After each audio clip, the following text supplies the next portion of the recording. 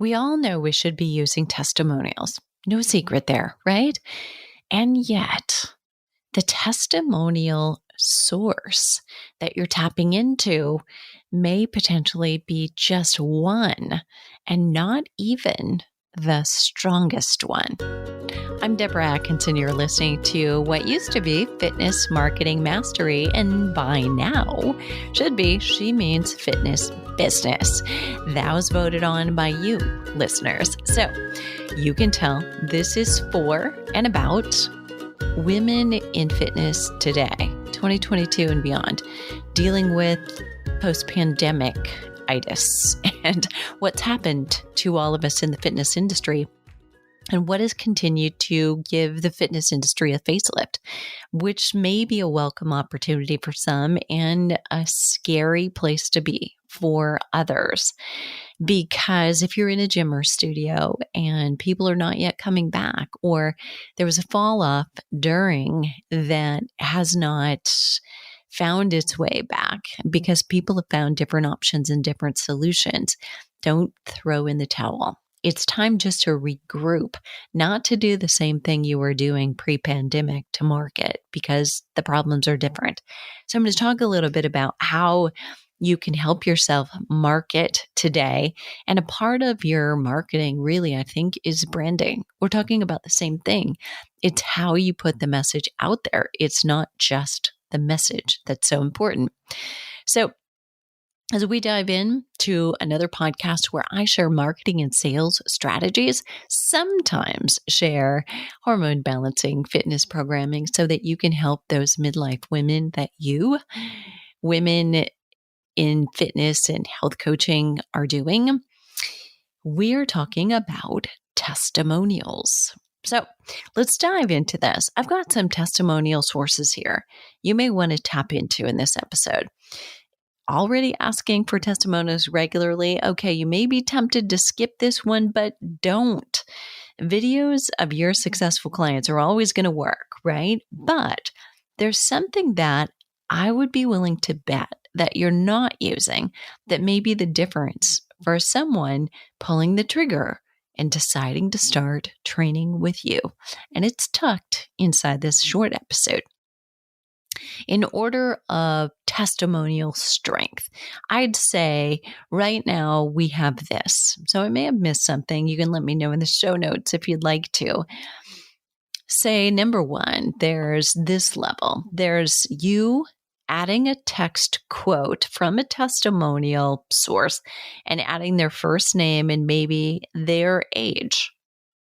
Now, that one's a little harder to believe, right? Because you or I could have just created that out of thin air. Now, let's say that we would never do that, right? But we know people that do, and that probably give us all a bad name. Number two, probably moving up the ladder, it's including a quote from that said testimonial that includes a full name and age. Now that's getting better because it's a real live person. Next is a screenshot of a social media post with the name, or what is really the profile. We don't know it's their real name. Profile name blacked out, but you can tell it was a real post. Next would be a screenshot of a social media post, including the profile name. Now it becomes a little bit more legit. Somebody could actually go look that up. A video of a client with a first name and potentially an age. And so it's not you. And geez, you'd have to go to great lengths to be someone stooping low enough to fake testimonials like that. I suppose they're out there, but I think it'd be just easier to get one, wouldn't it? And then there's a video of a client and you're including their full name and maybe also their age, but their full name. Okay, so the power of testimonial increases if you ask the right questions, right? So you asking questions like, what was it that almost stopped you from registering? And what would you say to yourself now?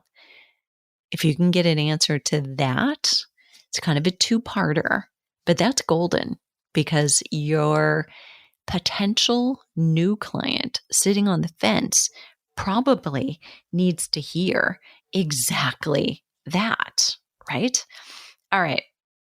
Now, there's lots of other things you can say, but I just gave you gold and we're not going down that alley. There have been other podcasts where I've actually shared that information with you. So check the show notes on this episode for previous content on how to gather better testimonials. But here's the question I have for you today. So we can tap into these sources of testimonials. Who else's life was changed because of the change in your clients? One of the key questions that I ask customers when they're thinking about getting started is, who else is affected by them not being where they want to be? Somebody with a health problem or who doesn't have energy. That is if they're a part of a family or relationship, or maybe in a work situation, maybe they're the boss. That's affecting people, right? So having someone think about that question makes it a little bit more serious to make this decision. It's not so easy to pass off as, well, I have to think about it, right? So say somebody tells me that they've been thinking about it for a long time and they think about it frequently. I'll ask, who else is impacted by this? Because we can confirm, hey, it must be really important to you if you've been thinking about it for that long and you think about it that often. But you also want to ask that, who else is impacted? Well, in your testimonials now, you want to go back and gather those people up. How many times have you asked a customer to share a testimonial? Would you be willing to write that down? Would you be willing to put that on video for me? Or you've taken a screenshot of their comment on social media. Now, authentically, you need to be upfront about that and say, hey, I pulled this from social media. Are you okay with me using that on our website? And you send them an email asking that if you're doing it that way, and they email back. Now you have it in writing. Close enough if they said yes. If otherwise, if you've done it in person, you need to hand them a piece of paper so that they are signing a yes, I am okay with you using that on your website or in social media in any way you see fit, right? Or they may say, I'm okay if you block my name out or you block my last name out. So it's important that you get that permission, by the way. And if you're not doing this, start in both cases, right? Asking your clients, your customers for a testimonial, but also asking permission to use it. It should be a regular part of your process for every program, every final client session, and even not at the end, but somewhere in the middle.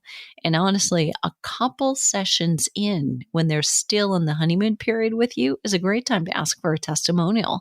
So automatically have that request go out or trigger you to do it at a session.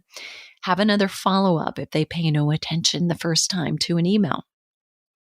And then there is strength in numbers. So don't miss these sources of testimonials.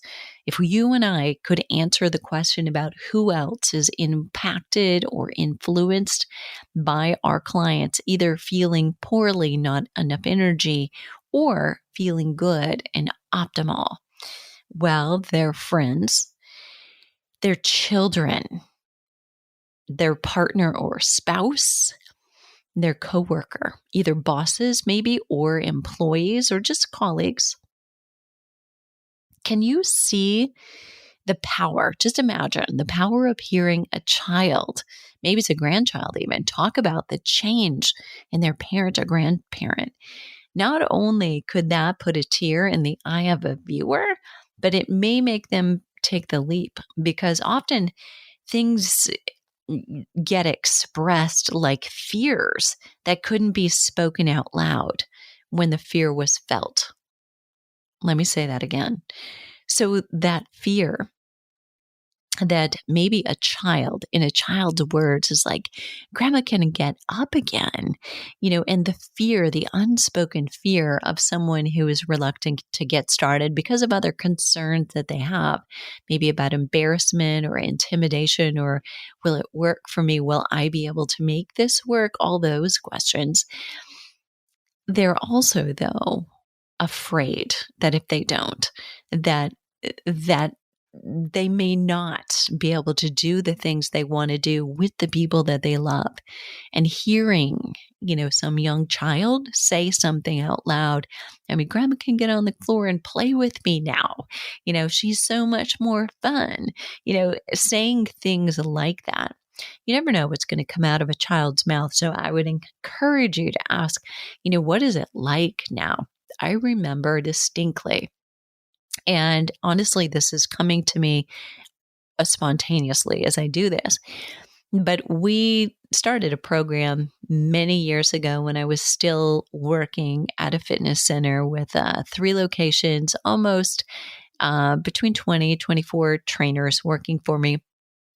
We started a program, it was called Fat to Fit, and we did it in conjunction with the local newspaper, the Tribune. They would cover it. We would provide the training, and we would follow everybody's story from the beginning, what their status was, and as they went through. And we had one woman who got her start doing that. And then she continued to train, and she was somebody we did not take lightly in selection. I pulled in a trainer and I said, look, I want to choose this person, but if I choose this person, I'm going to give her to you.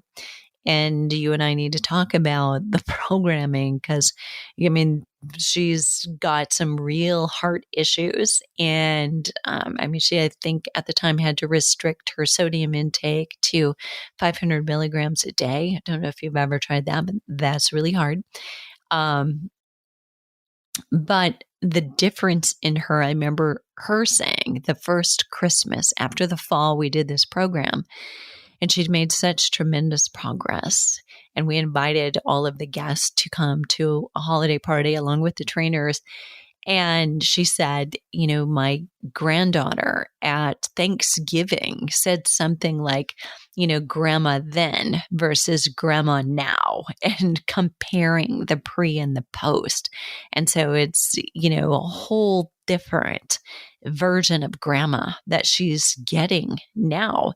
And those kinds of words, if you can get the child or the teen on camera saying it, that's golden. So that's the kind of thing that you're looking for. Think about that power. Far more than you just telling a story about a client, far more than the client telling that story even, is the extension of the change. The power of a young child or grandchild is going to be far different than that of any adult child, but don't rule anyone out. So if you've got 75-year-old clients and you've got a 40-year-old client, child of that person, don't rule them out either as a great testimonial. So there you have it, a whole new resource. So when you hear those little stories, maybe those little tidbits, or you find that there's somebody local that could be an extension to talk to, you have to still ask permission of the client in mind, and then go for it. So this is a far better way to point out what you're doing. It's not just training an individual. It's training an individual who impacts and influences many lives. You've heard me say it before. There is no more powerful health influencer in the world than a midlife woman. And I truly believe that's true. And you are an extension of that as you train and influence many women who influence many more. And that's what gets us up every day at Flipping 50. So what are you waiting for? I'm going to put some resources in the show notes. 5 days to more midlife clients. If you're still looking to fill your programs or get more private clients, whichever you might be doing. And I will put some other episodes that you also might like. There are some previous episodes about testimonials that you're going to find probably will spark something in you to get you started. If you don't have a system in place, this isn't already a part of what you do just on a regular basis, now's the time to get started. All right. So the show notes today will be at fitnessmarketingmastery.com/testimonial sources. And what are you waiting for? The world needs us right now more than ever.